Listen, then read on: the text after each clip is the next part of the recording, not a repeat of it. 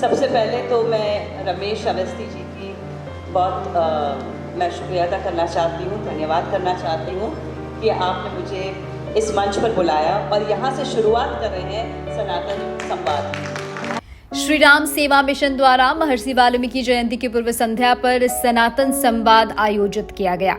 श्री राम सेवा मिशन द्वारा महर्षि वाल्मीकि जयंती की पूर्व संध्या पर आयोजित सनातन संवाद में लोकप्रिय टीवी धारावाहिक रामायण की सीता दीपिका चिखलिया ने कहा कि सनातन धर्म धरती पर सबसे पुरातन धर्म है, हमें इस पर गर्व होना चाहिए।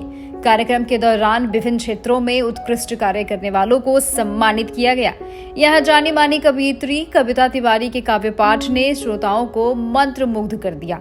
वाल्मीकि महोत्सव का शुभारंभ लखनऊ से आए भजन गायकों की प्रस्तुतियों के साथ हुआ। उन्होंने जन्म सफल हो जाए बंदे, मन में राम बसाले तू और नगरी हो अयोध्या सी जैसे खूबसूरत भजन प्रस्तुत कर माहौल को राममय कर दिया। कार्यक्रम के दौरान जानी मानी कवयित्री कविता तिवारी ने मैं कविता हूँ, मेरी पहचान मेरे शब्द बोलेंगे और मन चंचल है तन विस्वल है जैसी खूबसूरत रचनाएं पढ़ी तो सभागार तालियों की गड़गड़ाहट से गूंज उठा। मिटा करके हर एक व्यवधान मेरे शब्द बोलेंगे, कहाँ कब किस तरह दिन मान मेरे शब्द बोलेंगे। ये नश्वर तन वतन के वास्ते चाहे चला जाए, मैं कविता हूँ मेरी पहचान मेरे शब्द बोलेंगे। इसके बाद जैसे ही रामायण की सीता दीपिका चिखलिया मंच पर आई, मौजूद लोगों ने जय जय श्री राम और सीता माँ की जय के उद्योग कर उनका स्वागत किया। कवित्री कविता तिवारी ने दीपिका चिखलिया के साथ सनातन संवाद किया। भावना, प्यार और सादगी की सीख देती है। रामायण संवाद के दौरान प्रश्नों का उत्तर देते हुए दीपिका चिखलिया ने रामायण सीरियल से जुड़े तमाम संस्करण साझा किए।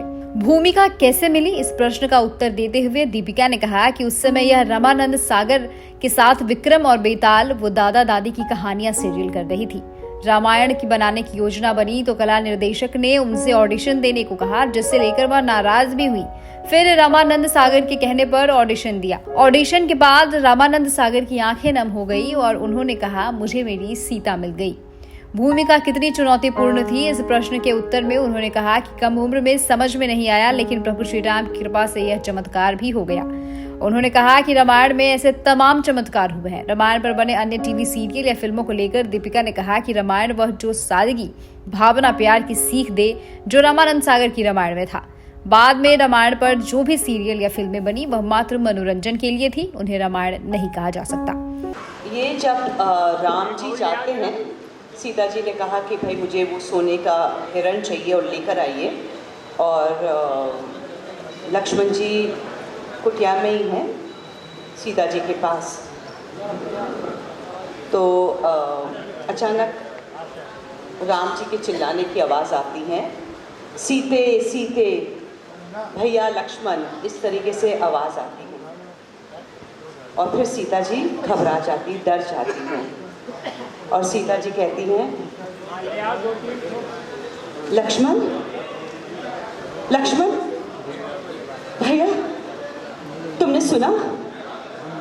ये राम जी की आवाज है, वो मदद की मांग रहे तुमसे। तुम जाते क्यों नहीं? तुम यहां खड़े क्यों हो? लक्ष्मण, तुम चूहे की भांति तुम्हारे भाभी के आंचल में खड़े हो। जाओ लक्ष्मण, जाओ, तुम्हारे भाई तुम्हें बुला रहे। लक्ष्मण जाओ। स्वागत है। उन्होंने माना कि सीता जी की भूमिका निभाने के बाद छोटी उम्र में जब लोगों से सम्मान मिल रहा था तो व्यक्तित्व में परिवर्तन स्वतः ही आने लगा। एक सवाल के जवाब में उन्होंने कहा कि राम के लिए आसान नहीं था रावण पर जीत हासिल करना, लेकिन रावण हारा क्योंकि वह गलत था। राम जी जीत गए क्योंकि वह सच्चे थे और उन्होंने अच्छाई का रास्ता चुना था। आज भी धर्म के खिलाफ लड़ रहे लोगों की जीत होगी। दीपिका ने रामायण की शूटिंग के दौरान के कई संस्करण साझा किए। उन्होंने कहा कि बालक राम का काक भुसुड्डी के साथ खेलने का दृश्य शूट होना था। कौवा कैसे आएगा, यह समस्या सबको परेशान कर रही थी। ऐसे में रामानंद सागर ने प्रभु श्री राम से प्रार्थना की और सेट पर बैठ गए। तभी एक कौवा उड़ते हुए आया और बालक राम के पास बैठ गया। बालक ने उस पर हाथ फिराया और शूटिंग पूरी हो गई। जैसे ही रामानंद सागर ने कट बोला, कौवा उड़कर चला गया। उन्होंने बताया कि बारिश के दिनों में शूटिंग स्थल पर सांप घूमा करते थे, लेकिन कभी किसी को नुकसान नहीं पहुंचाया। उन्होंने यह भी कहा कि सीता जी ने अग्नि परीक्षा इसलिए दी क्योंकि वह स्वयं को सिद्ध करना चाहती थी। उन्होंने कहा कि रामायण के प्रत्येक पात्र से हमें शिक्षा मिलती है, ये इसका अध्ययन हृदय से किया जाना चाहिए। उन्होंने कहा कि सनातन सबसे पुराना धर्म है, अब तो दुनिया के तमाम देश इसके महत्व को स्वीकार कर रहे हैं, हमें सनातन पर गर्व होना चाहिए। दीपिका ने बताया कि वह नजारा टीवी के लिए एक धारावाहिक धरती पुत्र नंदिनी बना रही हैं, वह इसमें अभिनय भी कर रही हैं। महर्षि वाल्मीकि से ले प्रेरणा। कार्यक्रम में आए प्रदेश के मंत्री अनूप वाल्मीकि और राकेश सचान ने कहा कि श्री राम सेवा मिशन का यह कार्यक्रम समाज में सही अर्थों में समरसता लाने में सहायक होगा। श्री राम सेवा मिशन के संरक्षक रमेश अवस्थी ने कहा कि समाज में समरसता का भाव आए और महर्षि वाल्मीकि को शिक्षाएं जो उन्होंने रामायण के जरिए दी है उनका प्रसार हो। श्री राम सेवा मिशन का वही लक्ष्य है। कार्यक्रम में महापौर प्रमिला पांडे, विधायक सुरेंद्र मैथानी, महेश त्रिवेदी, नीलिमा कटियार, एमएलसी अरुण पाठक, जिला पंचायत अध्यक्ष स्वनील वरुण, राजू वाल्मीकि, अजीत बागमार, धनीराम पैंथर, मुन्ना पहलवान, राम गोपाल समुद्रे, दिनेश छविलाल, सुदर्शन, राम जियावन सागर, चमन विरिया, गंगू बाबा के परिजन, मनोज सिंगर, मापपी सिंगर, समाज सेवी संजीव दीक्षित, प्रेस क्लब के अध्यक्ष सरस जी महामंत्री, शैलेश अवस्थी, गौरव सारस्वत, अविनीश दीक्षित, स्वतंत्रता सेनानी उत्तराधिकारी हरिराम गुप्ता को सम्मानित किया गया। इसके अलावा निगम डीपी वर्मा, सुमित दिवाकर, महाव आलम, ब्रिजेश शुक्ला आदि को स्वच्छता सेनानी सम्मान से सम्मानित किया गया।